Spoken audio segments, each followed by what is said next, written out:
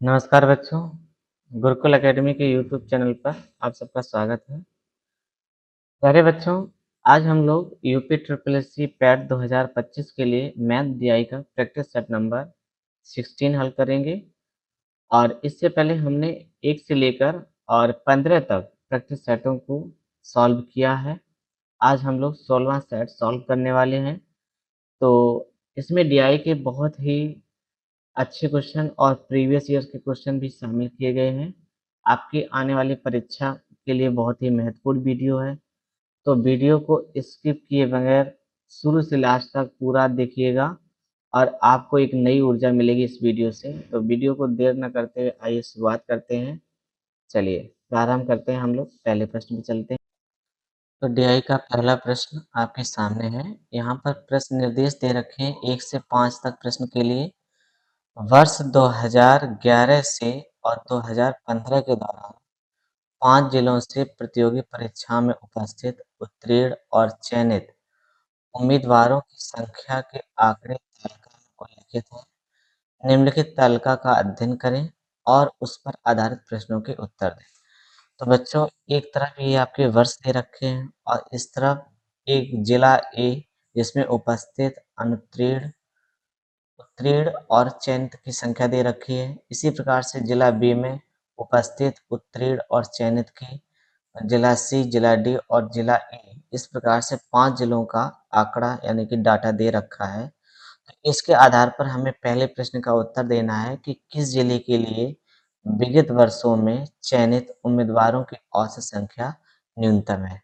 आइए इस प्रश्न को हल करते हैं, देखते हैं हम इसको कैसे लगाते हैं।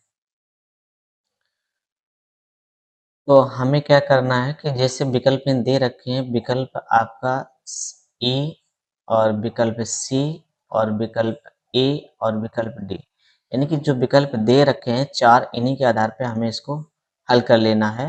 तो सबसे पहले जिला ए विकल्प में दे रखा है, तो इसको हम लोग चयनित वाले ऐड करेंगे। ये आपके चयनित हैं, तो चयनित वाले इन सबको हम लोग ऐड करेंगे। 8 4 12 2 14 हो जाएगा और 9 7 16, 16 8 24, 24 4 28, 28 9, 9 8 17, 17 37, 1 38, ये आपका हो गया 384। ठीक है, तो ए जिला का कितना हो गया 384। इसके बाद में 20 जिला में दे, बी जिला नहीं दे रखा है, तो हम सी जिला में चलेंगे। तो सी जिला आपका ये रहा, इसमें आपके चयनित वालों का ऐड करेंगे। तो ये 8 8 16 5 21 एक हो जाएगा और इसको ऐड करेंगे 35 1 36, यह हो जाएगा 361। ठीक है, जिला सी आपका हो जाएगा 361। इसके बाद में आपका जिला डी भी शामिल है इसमें, तो जिला डी भी देख लीजिए। जिला डी, इसको ऐड करेंगे तो 5 5 10 4 14, ये आपका हो जाएगा 4 और 8 7 15, 15 6 21, 21 और 8 29, 29 और 6 35, हासिल वाली 36, 364।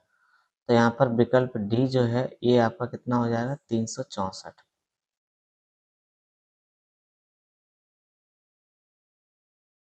और इसके बाद में आपका देखिए विकल्प जिला ई, जिला ई और चेक कर लेते हैं। तो इन सबको हम लोग ऐड करेंगे तो 5 5 10 15 15, 5 6 को 20 हो जाएगा और 7 6 13, 5 18, 18 7 25, 25 और 7 32, 32 और 1 32 और 2 34, 340 हो रहा है। ठीक है, तो जिला ई आपका हो जाएगा 340। देखिए, अब प्रश्न में तो ये कहा गया था कि चयनित उम्मीदवारों की औसत संख्या न्यूनतम कहाँ है। देखो, अगर इनका योग न्यूनतम है तो जाहिर सी बात है उसका औसत ही न्यूनतम आएगा। तो चाहो तो आप यहाँ पर 3 2 5 का सब में भाग लगा दो, लेकिन भाग देने का कोई औचित्य नहीं रहेगा, क्योंकि सिर्फ आपसे ये पूछा गया है कि इसमें किसका औसत न्यूनतम रहेगा। तो आपको क्या करना है, इन चारों विकल्पों में देख लेना है किसका मान न्यूनतम है। तो यहाँ देखिए ई विकल्प का जो मान है 340, ये न्यूनतम है और जब ये न्यूनतम है तो इसका मतलब ये है कि इसका औसत भी न्यूनतम होगा, जो कि विकल्प ई है। यहाँ पर विकल्प नंबर ए दे रखा है, ये हमारा आंसर है। ये हमारा आंसर है बच्चों। विकल्प ए जो है वो बिल्कुल सही है। ठीक है, क्लियर हुआ सबको? बताएं।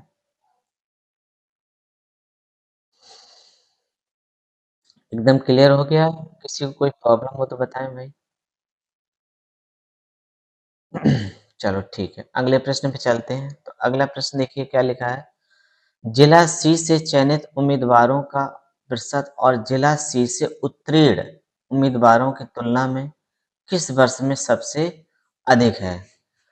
तो चलिए देखिए, ये आपके उत्तीर्ण वाला दे रखा है और ये आपका चयनित दे रखा है। जिला सी की बात करें तो इसका हमें परसेंटेज यानी प्रतिशत निकालना है। तो आइए सबसे पहले 2011 का निकाल लीजिए।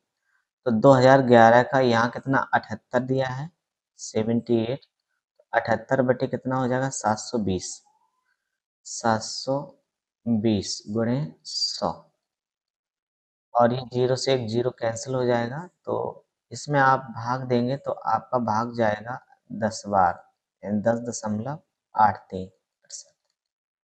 इसके बाद में 2012 देख लीजिए।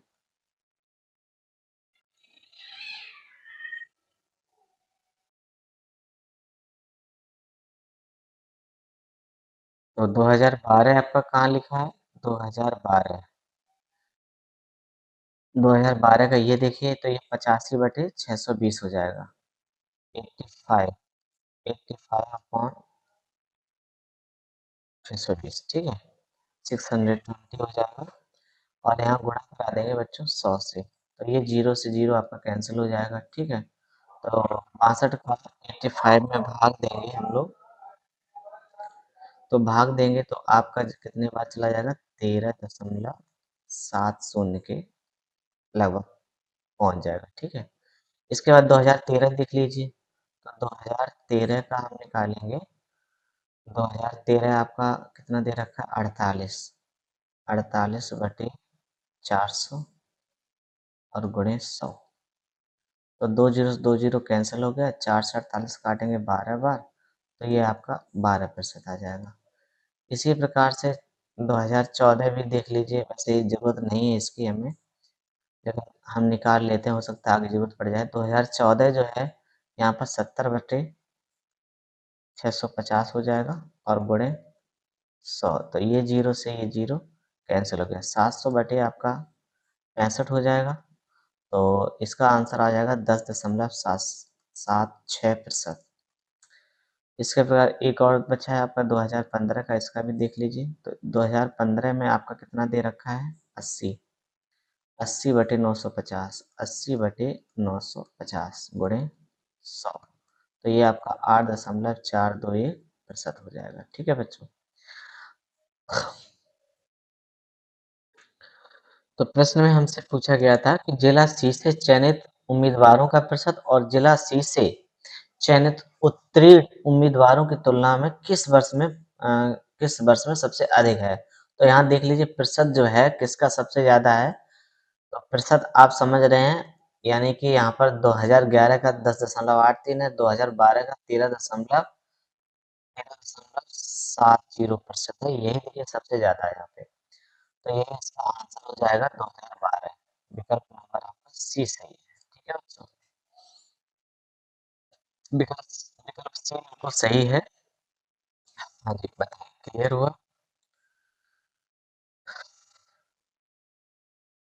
चलिए ठीक है, आगे चलते हैं। अगला प्रश्न है प्रश्न नंबर 3। जिला डी से उत्तीर्ण उम्मीदवारों का प्रतिशत और जिला डी से उपस्थित होने वालों की तुलना में किस वर्ष में सबसे कम है? तो जिला डी में उत्तीर्ण आपके ये रहे, उत्तीर्ण आपके ये रहे, और उपस्थित आपके ये रहे। इसका प्रतिशत देखना है तो विकल्प में 2012 है, चलो 2012 का देख लो। तो 2012 का कितना है? 600/6800 हो जाएगा, 600/6800 हो जाएगा गुणे 100। ये दो जीरो कटती नजर आ रही है, और 68 का अगर हम 60 में भाग लगाएं तो ये 8 बार जाएगा 8.82%, ठीक है। इसके बाद 2013 देख लीजिए, 2013, तो 2013 आपका ये आपका दे रखा है 525/6500, 525/6500 गुणे 100। दो जीरो से दो जीरो कट रही हैं, तो 65 का भाग आप 525 में देंगे तो कितने बार जाएगा, 8 बार ये भी लगभग जा रहा है आपका 8.07% बार, ठीक है। इसके बाद में 2014 देख लीजिए, 2014, तो 2014 देखेंगे तो यहाँ पर 14 में आपका 720 दे रखा है और ये 7800 है, तो 720/7800 गुणे 100, तो ये दो जीरो से दो जीरो कैंसिल हो जाएगा। 720 में 78 का हम भाग लगाएं तो ये लगभग 9.23 बार जाएगा, ठीक है। तो बाकी ऑप्शन इनमें से कोई नहीं है, तो यहाँ पे अगर हम देखें तो 2012, 2013, 2014 में इस वर्ष न्यूनतम है, यानी कि सबसे कम आपको 2013 में दिख रहा है ना, 2013 में, तो 2013 में सबसे कम है, तो ये आपका विकल्प नंबर सी सही हो जाएगा यहाँ पे, 2013, ठीक है। इसको ऐसे लगाएंगे तो ये बात क्लियर हुई सबको? हाँ, एकदम क्लियर है, ठीक है। चलिए आगे चलते हैं। चलिए इसी के साथ हम लोग अगला प्रश्न देखते हैं। तो अगला प्रश्न हमारा है प्रश्न नंबर 4, वर्ष 2011 में किस जिले में उपस्थित उम्मीदवारों की तुलना में चयनित उम्मीदवारों का प्रतिशत सबसे अधिक है? तो यहाँ पर आपका वर्ष 2011 में किस जिले में उपस्थित, तो यहाँ पर देखिए जिले आपके ये 3 विकल्प में दे रखे हैं, तो इन्हीं को देख लेते हैं। तो जिला ए सबसे पहले देखते हैं, जिला ए। जिला ए में यहाँ पर आपका अ, उपस्थित उम्मीदवार आपके ये रहे, और उसकी तुलना हो रही चयनित आपके ये 4, ठीक है। तो यहाँ पर हम इसका प्रतिशत निकालेंगे 94/8000, 94/8000 गुणे 100 करेंगे, तो ये दो जीरो से ये दो जीरो कट रही है, और 80 का भाग अगर हम 94 में तो लगभग एक बार जाएगा, 1.175। इसी प्रकार से हम विकल्प सी देख लेते हैं। तो विकल्प सी आपका ये रहा, तो 2011 में 78/78 कितना हो जाएगा आपका 7500, तो इसको हम लिखेंगे 78/75 गुणे 100, तो ये दो जीरो से दो जीरो कट रही है, और 75 का भाग देंगे तो एक बार लगभग जाएगा 1.04%, 1.04% बार जाएगा। इसी प्रकार से विकल्प ई देख लेते हैं। तो विकल्प ई में 2011 में चयनित 75 हैं, कितने में से, उपस्थित में से, उपस्थित कितने हैं 6400, ई देख लीजिए। तो यहाँ 75 बटे आपका हो जाएगा 6400 गुणे 100, ये दो जीरो कैंसिल हो जाएंगे, और 64 का आप 75 में देंगे तो इस ये भी आपका 1.171% लगभग पहुंच जाएगा मान।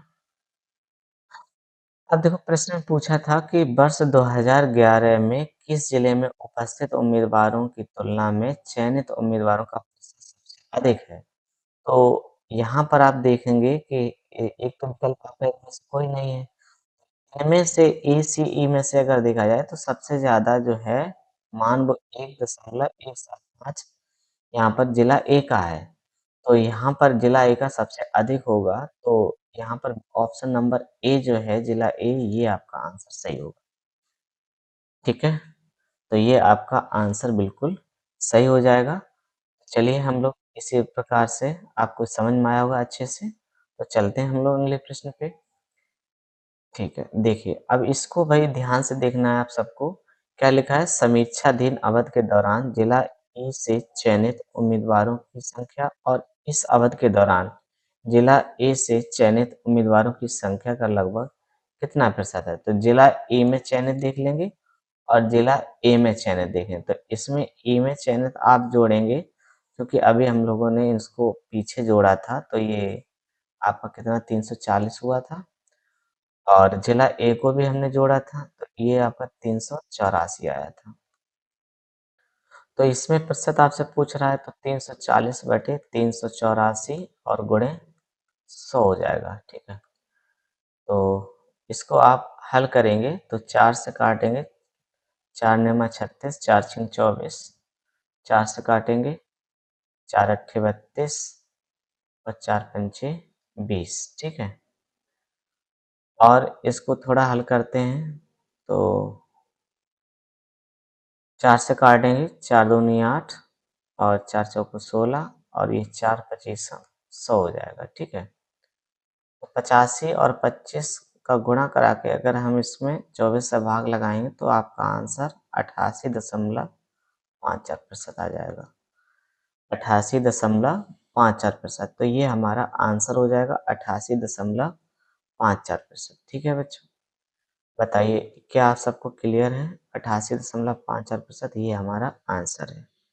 हमें उम्मीद है आप सब लोगों को, बच्चों को अच्छे से समझ में आ रहा होगा। किसी को ना समझ में आए तो एक बार कमेंट करिएगा कि सर समझ में आया, तो हम दोबारा समझा देंगे, ठीक है। हाँ, इट्स ओके। तो आइए बच्चों, क्वेश्चन नंबर 6 को देखते हैं। तो बच्चों इस तालिका में 6 से 10 तक क्वेश्चन को हल करना है। इसमें क्या है, तालिका का अध्ययन करें और निम्नलिखित प्रश्नों के उत्तर दें। 5 महीनों के दौरान कंपनियों द्वारा बेचे गए उत्पादों की संख्या। अब यहाँ पर देखिए प्रश्न नंबर 6 में क्या है, मार्च में कंपनी पी और आर द्वारा बेचे गए उत्पादों की कुल संख्या का और अप्रैल में उन्हीं कंपनियों द्वारा बेचे गए उत्पादों की कुल संख्या का अनुपात कितना है। तो यहाँ पर देखिए बच्चों, पी और आर कंपनी की बात कर रहा है, पी और आर। तो पी आपका ये रहा और आर ये रहा। कम मार्च के महीने की बात है, तो मार्च का महीना ये रहा, तो यहाँ पर आपका कितना दे रखा है 180 और ये 115। तो पी प्लस आर 180 और प्लस 115। और आगे उसने कहा है कि अप्रैल माह में उन्हीं कंपनियों द्वारा, इसी माह में अप्रैल माह में देख लीजिए 160 और 145। ये हमारा मार्च का है और इधर हम लोग अप्रैल का लिख लेते हैं। अप्रैल पी प्लस आर, अप्रैल का कितना हो जाएगा 160 और 145, सॉरी 160 और 240 है। 160 और 240।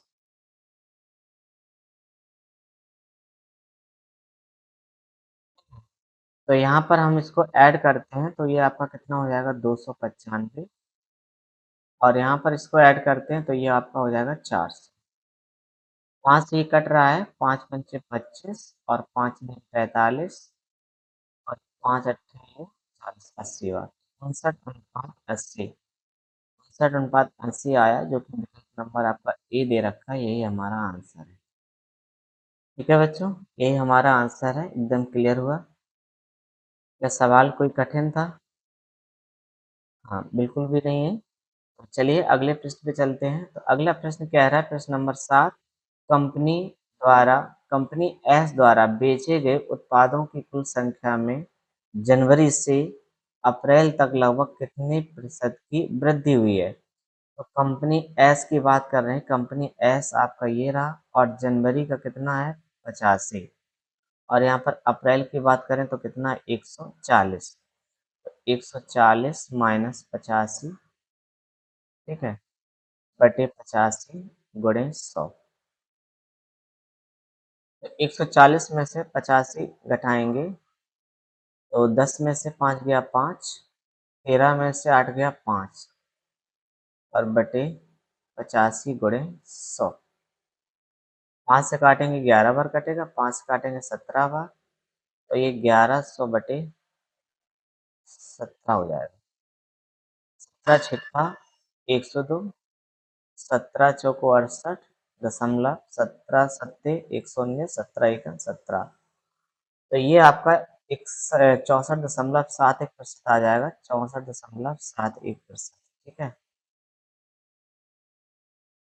ये हमारा आंसर है। तो देखो विकल्प नंबर आपका सी दे रखा है, 64.71%। ये हमारा आंसर है। ठीक है बच्चों, हमें उम्मीद है आप सबको अच्छे से समझ में आ रहा होगा। आइए अगले प्रश्न पे इसी प्रकार चलते हैं। प्रश्न नंबर 9 देखिए। प्रश्न नंबर आठ आठ में क्या लिखा है, कंपनी टी द्वारा मार्च अप्रैल और मई में बेचे गए उत्पादों की कुल संख्या। कंपनी टी है, यहाँ पर मार्च अप्रैल और मार्च अप्रैल मई, ठीक है, फरवरी सॉरी मार्च अप्रैल और मई की बात कर रहा है। तो मार्च आपका ये रहा, अप्रैल ये रहा और ये मई की बात कर रहा है। ठीक है, इसको हम लोग जोड़ते हैं तो आपका कितना हो जाएगा, 120 प्लस 165 और प्लस 165। ठीक है, टोटल हो जाएगा 450। आगे उसने कहा कि स्टोर टी द्वारा बेचे गए माइल्ड स्टील, स्टोर टी द्वारा बेचे गए माइल्ड स्टील उत्पादों की कुल संख्या कितनी थी। तो माइल्ड स्टील, माइल्ड स्टील से बना,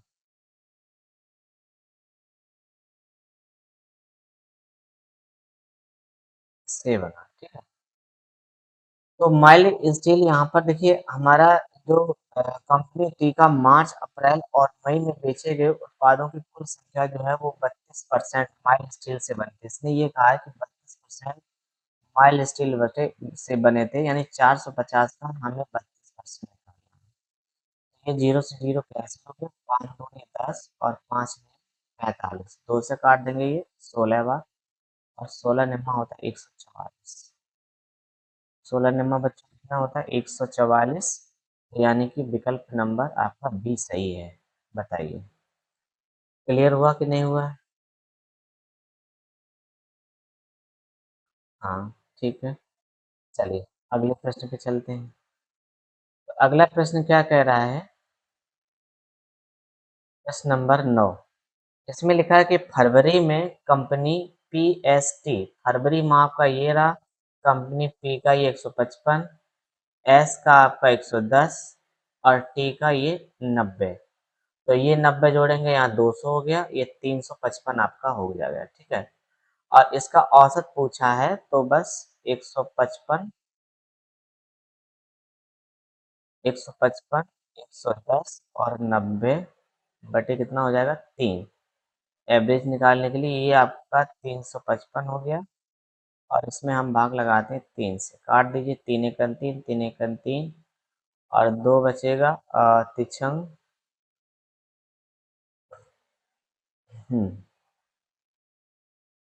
चलिए 3 से काटते हैं इसको हम लोग, 3 एकम 3 हो गया और 3 एकम 3 2 बचा, 25 हो गया, 3 अट्ठी 24, 118 दशमलव में कुछ जाएगा, तो यहाँ पर सीधा सीधा आपका पूर्णांक आंसर दे रहा है 118 है। 118 ये आपका आंसर है बच्चों। ठीक है, तो हमें ये कंपनी फरवरी में कंपनी पी एस और टी द्वारा बेचे गए उत्पादों का औसत निकालना था। तो तीनों को जोड़कर 3 का भाग कर देंगे तो ये हमारा आंसर हो जाएगा। ठीक है बच्चों, तो आइए अगले प्रश्न पे चलते हैं। प्रश्न नंबर 10 क्या कह रहा है कि कंपनी क्यू द्वारा जनवरी और मई, जनवरी और मई, कंपनी क्यू आपका ये रहा, जनवरी में 80 है और मई में कितना 120। ठीक है, जनवरी,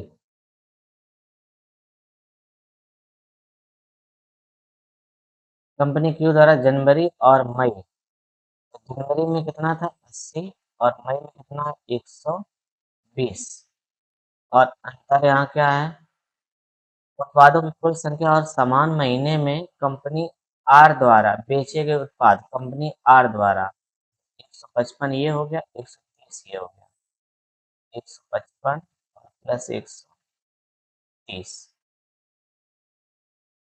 के बीच अंतर पूछा गया है, तो ये आपका सीधा सीधा 200 हो जाएगा और ये आपका 285 हो जाएगा। इनका अंतर कितना आ जाएगा बच्चों? इनका अंतर आ जाएगा 85 का। ये आपका आंसर है 85। विकल्प देखिए सी दे रखा है ना आसान प्रश्न। ये डीआई के सभी प्रश्न आसान थे और उम्मीद करते हैं आप सभी लोग हमारे साथ सही से लगा रहे हैं। तो अगले प्रश्न पे चलते हैं, प्रश्न नंबर 11 पे। प्रश्न नंबर 11 आपके सामने है बच्चों। इस डीआई में आपका पाई चार्ट दे रखा है और पाई चार्ट से संबंधित आपके कुल 5 प्रश्न होंगे। तो आइए इसमें क्या दिया गया ये पढ़ते हैं। यहाँ दिया गया है पाई चार्ट एक विशेष वर्ष के दौरान विभिन्न क्षेत्रों में विश्वविद्यालय के खर्च को दर्शाता है। चार्ट का ध्यानपूर्वक अध्ययन करें और उसके नीचे दिए गए प्रश्नों के उत्तर दें और सभी मान डिग्री में दिए गए। ये मान जो है आपके डिग्री में है, ये बात इन्होंने स्पष्ट कर दी है। तो देखिए इसमें पहला प्रश्न क्या है कि कार्यक्रमों की तुलना में अनुसंधान पर लगभग कितने प्रतिशत अधिक खर्च किया गया है। कार्यक्रमों की तुलना में अनुसंधान पर कितना अधिक खर्च किया गया है। तो यहाँ पर देखिए कार्यक्रम की बात करें तो इवेंट्स इवेंट्स आपके कितने हैं 35। ये देखिए दे रखा है इवेंट्स कार्यक्रम हो गए और अनुसंधान यानी रिसर्च कितना है 65। तो यहाँ पर 65 माइनस 35 अपॉन 35 और गुणे 100। यहाँ हमें फिर से निकालना है बच्चों। इनको फिर से निकालने के लिए हम क्या कर सकते हैं,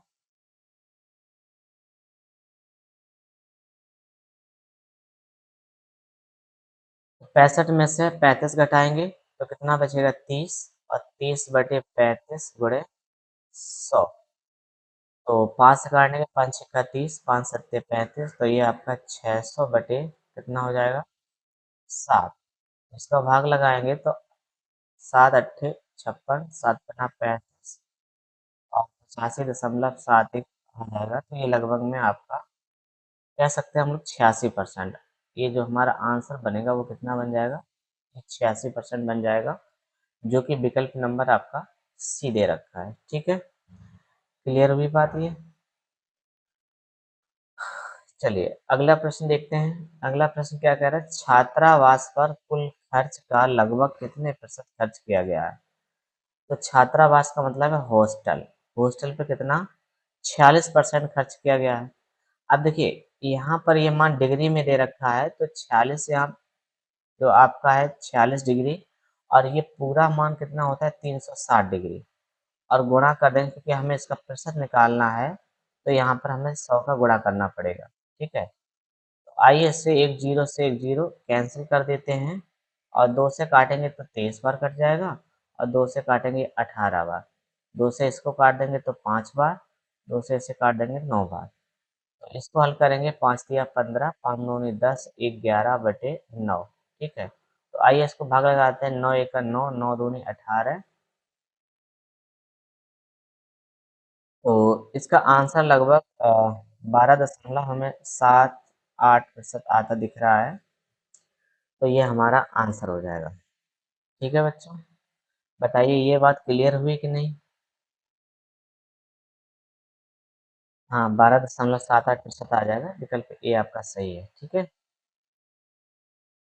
चलिए क्लियर हुई यहाँ तक बताएं।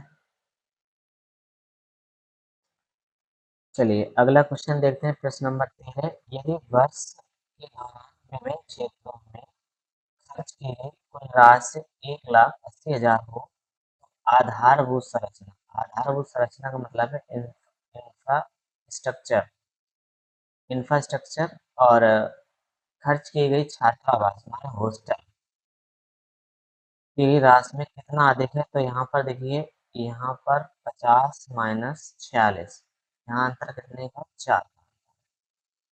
तो ये पूरे का स्ट्रक्चर का मान 1,80,000 दे रखा, मतलब ये 360 की वैल्यू दे रखी है। कितनी 1,80,000। तो ये जीरो से एक जीरो कटता नजर आ रहा है। 18 दूनी 36 और 18 एकड़ 18। ठीक है, 18 एकड़ 18 और यहाँ पर आपके एक जीरो कैंसिल हो गई थी और 1,80,000। ठीक है, 3 2 5 6 जीरो हैं। ठीक, 3 2 5 एक और, एक जीरो से जीरो कट गया, 18 एकड़ 18, तो यहाँ पर जीरो कितनी बचेंगी, 3 2 5 जीरो है। ठीक है, तो 2 से काट देंगे, ये 2 पंचे 10 हो जाएगा, 2 पंचे 10, तो ये आपका 50,000 आ जाएगा। ठीक है, अब देखिए हमें यहाँ 4 की वैल्यू चाहिए, तो 4 बराबर क्या हो जाएगा, 4 गुणे 50,000, 4 पंचे 20, तो ये आपका 1 2 3 4 जीरो, तो ये आपका आंसर आ जाएगा 2 लाख। यहाँ पर कहाँ दे रखा है, ये आपका 2 लाख दे रखा है, बी का, ये आपका आंसर। बताइए क्लियर हुआ कि नहीं। यहाँ पर देखिए 360 की वैल्यू दे रखी है आपकी, हाँ, 1,80,00,000, 1,80,00,000 जो है, ये आपका 360 का मान है, तो इसको हम कटा लेंगे, तो यहाँ पर ए की वैल्यू कितनी आ जाएगी, 50,000 आ जाएगी कटने के बाद, ए की वैल्यू आ जाएगी 50,000। तो हमसे पूछ रहा है 4 की वैल्यू, यानी इसकी वैल्यू पूछ रहा है, तो ये आपका 4 का भाग 4 गुणे 50,000 कर देंगे, तो आपका 2 लाख आंसर हो जाएगा। ठीक है बच्चे, बताइए इतना क्लियर है कि नहीं। हाँ, आगे बढ़ा जाए, अच्छी समझ में आ रहा है सबको।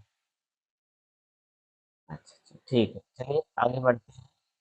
प्रश्न नंबर 14 देखो, खेलों पर और शिक्षा की तुलना में कितने प्रतिशत कम खर्च किया है। स्पोर्ट पे कितना है बच्चों, 52 है, स्पोर्ट पे है 52, और शिक्षा पर एजुकेशन पे कितना है, 80%, एजुकेशन पे 80%। ठीक है, तो यहाँ पर आप खुद देख रहे हैं, तो ये कितना खर्च किया गया, 28 कम खर्च किया गया, कितने पे, 80 पे, और गुणे 100, तो जीरो से जीरो कट गया, और 4 दूनी 8 और 4 सते 28, और 2 से काट देंगे, 2 पंचे 10, तो ये आपका गुणा है 7 पन्ना 35, 35 आपका प्रतिशत आंसर हो जाएगा। तो ये आपका विकल्प नंबर सी दे रखा है, ये हमारा आंसर। ठीक है बच्चे, हाँ, चलिए अगले प्रश्न पे चलते हैं। देखिए अगला प्रश्न क्या है हमारा, यदि वर्ष के दौरान विभिन्न क्षेत्रों में खर्च की गई कुल राशि 1,8 करोड़ थी, तो शिक्षा और अनुसंधान पर खर्च की गई राशि कितनी है। सबसे पहले यहाँ पर देखो, 360 की वैल्यू जो आपको दे रखी है, 1,80,00,000।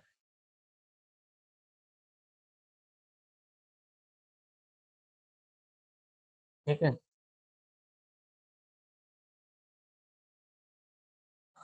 हाँ, तो यहाँ पर आपकी 6 जीरो हो जाएंगी, 2 2 4 2 6। ठीक है, इससे ये हम कटा लेते हैं, तो अभी हमने कटाया, तो एक की वैल्यू जो आई थी 50,000 है, 50,000। ठीक है, कटाने के बाद में, और हमसे पूछा है शिक्षा और अनुसंधान पे कुल खर्च, तो शिक्षा पे कितना है, 80, और अनुसंधान पे कितना है, रिसर्च पे, रिसर्च पे है 65, 65। ठीक है, इसको जोड़ेंगे तो आपका कितना हो जाएगा, 145, 145 गुणे 50,000, तो ये आपका कितना हो जाएगा, 725, 1 2 3 4, 725, 725। ठीक है, 1 2 3 4 जीरो आएंगे, यहाँ पर एक जीरो कम लिखी हुई है, ये आपके 4 जीरो आएंगे। ठीक है बच्चों, तो ये आपका आंसर है। हाँ बताएं भाई, क्या क्लियर है सबको, अच्छे से समझ में आया सवाल।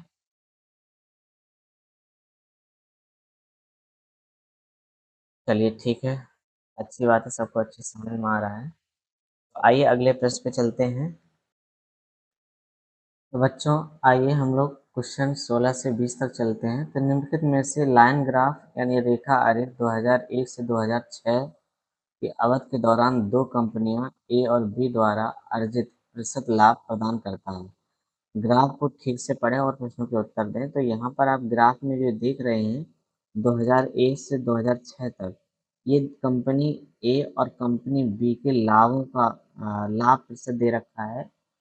तो यहाँ पर प्रश्न नंबर 16 देखिए क्या कह रहा है कि 2005 में दो कंपनियों ए और बी की आय क्रमशः 3:4 के अनुपात में थी।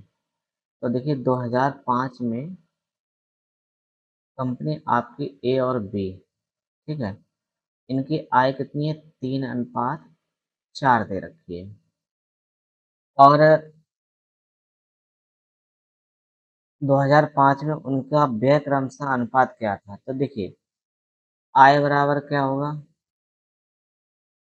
यानी व्यय और प्लस लाभ। लाभ का मतलब यहाँ पे आपका बचत हो जाएगा। आय बराबर व्यय प्लस बचत होता है, तो हम इसको आय बराबर व्यय प्लस लाभ बोल सकते हैं। ठीक है, अगर हम यहाँ पर ए की बात करें, ए की आय क्या हो जाएगी? तो यहाँ पर इसका व्यय जो है वो मान लीजिए 100% है, और इसका जो लाभ है 2005 में ए का लाभ कितना है? 70। ये 70 का लाभ है, तो ये आपका कितना हो जाएगा? 170% हो जाएगा। ठीक है, इसी प्रकार से हम अगर बी की आय देखें तो बी की आय बराबर क्या हो जाएगा? 100 प्लस 50, तो ये कितना हो जाएगा? 150% हो जाएगा। अब यहाँ पर समझिए, ये जो 3 है, 3 जो है वो किसके बराबर कर दें हम? 170 के बराबर। 4 जो है ये किसके? 150 के इक्वल कर दें। तो यहाँ पर 100% का अगर हम मान निकालें तो कितना हो जाएगा? 3/170 और गुणे 100 अनुपात, ये हो जाएगा 4/150 और गुणे 100। तो ये 100 से 100 कैंसिल हो जाएगा, और ये 0 से 0 भी कैंसिल हो जाएगा। 15 का क्रॉस गुणा कराएंगे, 15 तिया कितना हो जाएगा? 45, और 17 चौको कितना हो जाएगा? 68। तो ये आपका रेशियो बन जाएगा 45:68, जो कि विकल्प नंबर आपको सी दे रखा है। ये हमारा आंसर है। ये हमारा आंसर हो जाएगा। बताइए क्या ये सब कुछ क्लियर एकदम समझ में आया आप लोगों को या नहीं आया है? बताएं भाई, बताएं आप लोग। दोबारा समझा दिया जाए? अच्छा चलिए देख लीजिए।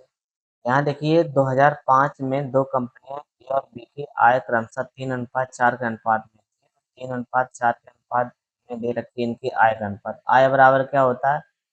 व्यय प्लस बचत होता है। बचत सेविंग, बचत का मतलब यहाँ पे लाभ रहेगा। अगर एक ही आय निकालनी है, मान लीजिए इसका खर्च 100% है और इसमें लाभ इसने 70 का दे रखा है, 70 रेशियो है ये, तो ये 170 हो जाएगा। इसी प्रकार से बी की आय निकालना है तो बी की यहाँ पे लाभ कितना हो जाएगा? 50, और 100 प्लस 50 150 हो जाएगा। यानी कि ये जो आपकी इसकी ए की आय है वो 170 के बराबर होगी, बी की आय है वो 150 के बराबर होगी। तो 3 बराबर 70, 4 बराबर 150, तो हमें 100% निकालना है। तो 3/70 गुणे 100, 4/50 गुणे 100, 100 से 100 कैंसिल, 0 0 के साथ क्रॉस गुणा कर दिया, तो हमारा ये बच्चों आंसर आ गया। ठीक है, हाँ जी, बताएं क्लियर हुआ कि नहीं हुआ? आगे चलें। तो देखिए प्रश्न नंबर 17, यदि दो कंपनियों की आय समान थी तो 2005 में कंपनी ए की व्यय और कंपनी बी के व्यय से अनुपात क्या था? तो यहाँ पर आप देखिए 2005 की बात कर रहा है, तो 2005 आपका ये रहा। तो इनके लाभों का अनुपात 70:50 है। तो 2005 में आपकी कंपनियां हैं ए और बी। तो यहाँ पर 100 पे 70, 100 पे 70 का लाभ, तो 170 हो जाएगा, और यहाँ पर 100 पे 50 का लाभ, तो ये 150 हो जाएगा। ठीक है, तो ये ए का लाभ हो गया और ये बी का लाभ हो गया। तो 0 से 0 कैंसिल हो जाएगा। ए बटे बी का मान क्या हो जाएगा? ए का मान है 15 और बी का मान ये है 17। 15/17 यानी 15:17, ये हमारा आंसर हो जाएगा, 15:17, क्योंकि विकल्प नंबर आपका ए दे रखा है। ठीक है बच्चों,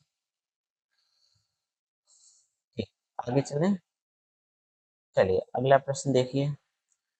2002 में कंपनी बी का व्यय 200 करोड़ था। 2002 में कंपनी बी का जो व्यय है वो कितना था? 200 करोड़। 2002 की बात करें और कंपनी बी की बात करें तो यहाँ पर कितना है? 30। तो लाभ जो है 2002 में कितना है आपका? 30% है। और यहाँ पर आपका 100% की जो वैल्यू है वो दे रखी है कितनी? 200 करोड़। इसको हम 0 से 0 काट दें तो 1% जो है वो 2 करोड़ के बराबर हो जाएगा। तो हम कहें 30% बता, 30% आपका 100 पे 30 का लाभ तो 130 कर लीजिए। तो 2 × 130, 13×2 = 26, 260 करोड़ हो जाएगा। 260 करोड़ ये आपका आंसर हो जाएगा, जो कि विकल्प नंबर आपका डी दे रखा है, ये हमारा आंसर हो जाएगा। ठीक है बच्चों? हाँ, क्लियर हुआ था? Crystal clear? अच्छा, चलिए अगला प्रश्न देखिए। प्रश्न नंबर 19 क्या कह रहा है कि कंपनी यदि 2001 में कंपनी ए और बी का व्यय समान था। ओके, 2001 में, और 2001 में दोनों कंपनियों की कुल जो आय है वो 342 करोड़ थी। तो 2001 में दोनों कंपनियों का लाभ कितना होगा? क्योंकि लाभ बराबर क्या होगा? आय माइनस व्यय। तो चलिए देखते हैं कैसे लगाएंगे। माना आय जो है, मान लीजिए इसकी आय है 100, तो ए की आय और बी की आय ये दोनों 100 हो जाएंगे। A/B, इनके लाभों का अनुपात क्या दे रखा है? 2001 में, 2001 में ए का है 45, बी का है 40, तो ये 45% हो जाएगा और ये हो जाएगा 40%। ठीक है, और इनकी आय, तो 100 में 45 का लाभ है, तो आय इसकी कितनी बनेगी? 145, और इसकी आय कितनी बनेगी? 140%। ठीक है, अब देखो यहाँ पर इसका जो कुल आय दे रखी है दोनों कंपनियों की, वो कितनी है? 342 करोड़, यानी इन दोनों का योग दे रखा है, तो ये 285 हो जाएगा। और 285 की वैल्यू जो है वो कितना हो जाएगा? 342। 1% की वैल्यू क्या हो जाएगी?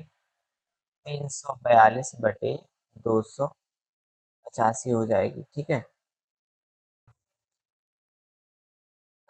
तो यहाँ पर हम लोग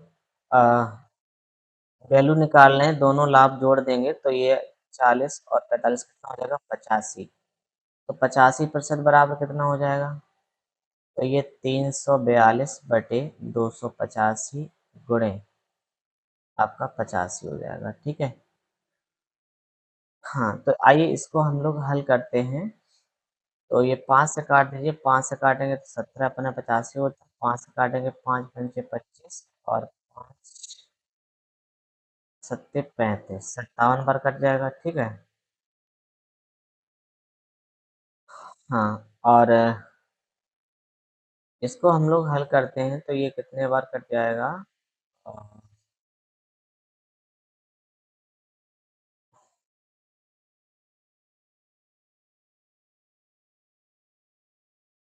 चलिए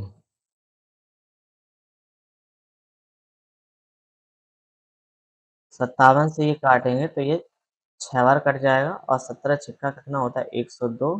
तो 102 करोड़ आपका आंसर हो जाएगा। 102 करोड़, विकल्प नंबर सी जो है ये आपका आंसर है। आइए, क्लियर हुआ? बताइए, आप सबको क्लियर है सवाल? हाँ, ठीक। चलिए अगला प्रश्न देखिए, क्वेश्चन नंबर 20, ये आज का लास्ट प्रश्न है। तो आइए लास्ट प्रश्न और लगा लेते हैं। तो बच्चों देखो यहाँ क्या कहा गया है कि वर्ष 2013 में कंपनी ए का व्यय 200 करोड़ था और 2003 में कंपनी ए की आय और 2006 में उसके खर्च की समान थी, ये बात कही। तो 2003 में जो लाभ है कंपनी ए का, वो कितना है कंपनी ए का? ये 60% है। तो हम कह सकते हैं क्या, यहाँ पर लाभ दे रखा है 60% और यहाँ देखिए वैल्यू दे रखी है 100% की वैल्यू कितनी है? 200 करोड़। जीरो जीरो काट दो तो 1% की वैल्यू कितनी आ जाएगी? 2 करोड़ आ जाएगी, बताओ। 2 करोड़ आ गई। तो यहाँ पर देखिए 60 का लाभ है तो हमें 160% की वैल्यू चाहिए।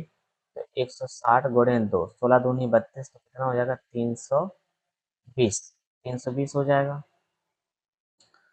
320 करोड़। ओके। अब यहाँ पर देखो 2006 में लाभ देख लीजिए, 2006 में, ये 2003 का था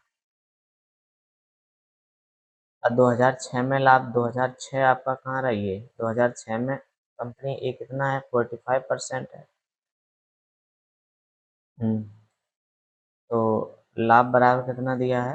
45%। और यहाँ देखिए इसमें 100% की वैल्यू कितना दे रखा है? 300। हाँ, 320 करोड़। ये आपके 320 करोड़ आया है। तो ये 320 करोड़ इसके इक्वल रख देंगे। 1% की वैल्यू अगर हम निकालें, यहाँ से कैंसिल हो जाएगा, ठीक है।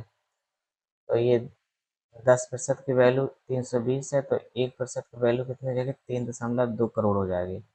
वहीं पर हमें लाभ 100 पे 45 का है, तो ये 145 की वैल्यू निकालनी है ऐसे। तो 145 बराबर क्या हो जाएगा? 3.2 गुणे 145, ठीक है। या इसको आप थोड़ा वैसे लिखना चाहें तो इसको हम लोग अगर ना कटाते तो 320 बटे कितना था? 100 और गुणा 145। यहाँ करते हैं थोड़ा आसानी होगा। 5 दो में 10, 20 में बन जाएगा। 5 से काटेंगे, 5 दो में 10, 5 में 45 और ये 0 से 0 कट गया और 2 से काटेंगे 16। 16 गुणे 29, 16 गुणे 29 कराएंगे तो कितना हो जाएगा? 400, कितना हो जाएगा? 464। तो ये आपका आंसर हो जाएगा 464। ठीक है बच्चे, एक बार फिर से देख लीजिए। तो यहाँ पर 2003 में देखिए लाभ दे रखा है, यहाँ पर देखिए 60%, तो ये 100% बराबर यहाँ पर दे रखा है मान कितना? 200 करोड़। यहाँ पर 200 करोड़ दे रखा है तो इसको हमने कटा दिया तो 1% का मान 2 करोड़ हो गया। अब हमें देखिए यहाँ पर 100 पे 60 का लाभ है तो इसकी आय जो होगी वो 160 हो गई। 160 गुणे 2 बराबर 320 करोड़ हो गई। अब देखिए 320 करोड़ इसकी आय बन गई है। अब 2006 में जो लाभ था कंपनी का 45% था, तो ये जो 320 करोड़ आया ये 100% के बराबर हो जाएगा। तो जीरो से जीरो कैंसिल करो या ना करो कोई दिक्कत वाली नहीं है, क्योंकि यहाँ हमने 100 पे मान पे हल किया है। इसको ना काटो तो आप बेहतर रखते रहेंगे, सीधा आप 1% बराबर लिखेंगे 320/100, बस इतना कर लीजिए। यहाँ पर 145% कैसे आया? 100 में 45 का लाभ, तो ये आपकी आय है। 145% बराबर और 320/100 गुणे 145, इसको हल किया तो 464 करोड़, ये आपका आंसर है। ठीक है बच्चे? आज के लिए यही रखते हैं।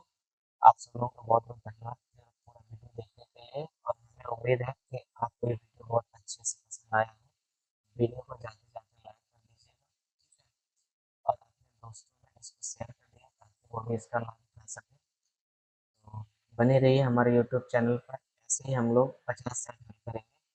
और thank you so much everyone for join us.